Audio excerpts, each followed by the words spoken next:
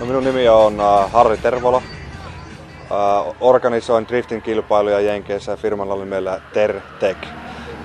Velipojan kanssa omistetaan 55% on tehty sitä noin 4,5 vuotta Jenkeissä Floridassa. Alun perin on syntynyt Iisalmessa, Savossa, Suomessa.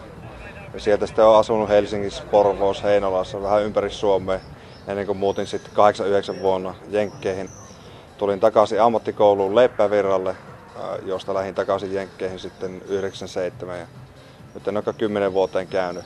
Et tulin sitten ihan lomalle ja samalla tänne velipoika muutti takaisin Suomeen organisoimaan avuksi drifting-kilpailuja ja pyytivät minua tulemaan tänne tuomariksi katsomaan. Tulin katsomaan driftingia ja miten se Suomessa on ruvennut kehittymään. Erona on hirveitä eroja, mitä Jenkkeihin voi sanoa, niin Jenkeissä harjoitukset mennään yksi auto kerrallaan. Suurin osa organisoijista, niillä ei ole varaa yksinkertaisesti maksaa niitä suuria vakuutussummia, mitä joutuu, että jos laitetaan 2 autoa samaan aikaan radalla. Että se on siellä niin kuin iso ongelma tässä kehityksessä siirtyä niin kuin seuraavalle asteelle.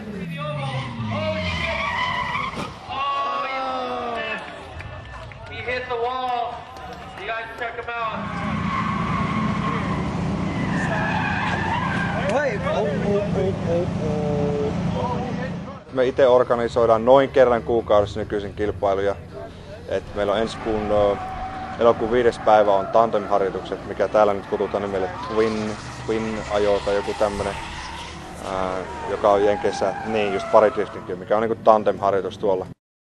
Mä aloitin oma urani siinä samalla kun organisoitiin. Me mentiin ensin yhteen Falcon Tire Show Off, oli D1 järjesti kilpailun Miamiissa, joka oli ensimmäinen osakilpailu, mihin minä osallistuin.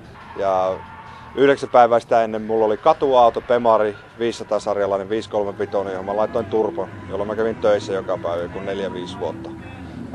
Tietääkseni oli varmasti ensimmäinen ainakin Jenkeissä, joka oli siihen autoon laittanut turboa.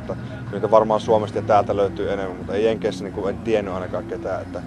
Semmoista vähän kokeilua se on vieläkin ollut, että sitä autoa on rakennettu nyt kohta 10 vuotta. Ja aina sitä autosta joku paikka hajoaa ja me korjataan sitten, tehdään siitä vahvempi. Se on vähän kuin ei voi mennä nettiin lukemaan tai minnekään lukemaan, että mikä siinä se heikko paikka on. Ja sitten budjetilla on joutunut sitä rakentamaan. Mutta kyllä se nyt on ihan mukava, että nyt siinä on, viimeksi me käytettiin Dynosesta, niin turposta loppu ahto 570 hevosvoiman kohdalla takarenkaasta ja vääntöä siinä oli jossakin 800 ja 900 newtonin välillä. Et kyllä se niinku riittävä voima on siitä saatu pihalle. Ja sillä isolla autolla me on tuolla nyt pikku Nissan että seassa ajanut. Ei se helppoa, että kun auto painaa 2 kertaa enemmän kuin muiden autot, mutta se on erilainen. Jengi tykkää siitä ja se heti helpottaa tuomaroinnissa ja kaikessa muussakin. Ja kaikkien muiden kuljettajien mielestä minä olen vähän aggressiivisempi kuin ne muut. Mulla ei ole niin paljon väliä, että mä työnnän niin paljon kuin se auto kulkee siihen ekaan mutkaan. Muut sitten vähän jarruttelee ja löysäilee, minä vaan löin kaasua. Aggressiivisuutta muussa ryllä löytyy enemmän kuin monessa muussa kuljettajassa. Se on auttanut pitkälle tuolla ammattiseuroissa. Nyt tällä hetkellä ajan semmoisessa kuin Nopi Drift-sarjassa. Pari viikkoa sitten olin Los Angelesissa, viikko ennen sitä olin Denverissä, Coloradossa. Sitä ennen oltiin Miamissa ja nyt kun palaan Suomesta, niin en varmastikaan kerkeä tonne Philadelphiaan, mutta seuraava on sitten Chicagossa. Siellä on sitten pari viikkoa sen jälkeen ja Atlantassa on sitten kauden päättäjästä. Auto pitää vaan saada takaisin kuntoon. Los Angelesissa meni vähän huonosti.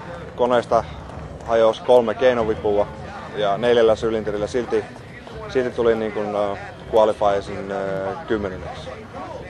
Mutta seuraavana päivänä ei päästy sitten ajamaan, kun se purettiin se kone ja ruvettiin korjaamaan. Luultiin, että meillä oli varaosat, mutta ne osat ei ollut oikeat. Ja 2 aikaa yöllä huomattiin sen, niin mistään ei saatu enää osia. Los Angelesin kisa loppui siihen. Ja tällä hetkellä mä sponsoroin semmoiset firmat kuin Evosportti, joka on yksi Jenkkien suurimpia ja kuuluisimpia Pemarin viritysosien myyjä, varaosien myyjä ja sekä sitten AEM. AEM sponsoroi antoi mulle kaikki elektroniikan siihen autoon. Vihdoin viimein saatiin se Pemarista se teho irti, mitä sitä niin pystyy ottamaan luotettavasti, että se ei räjähä.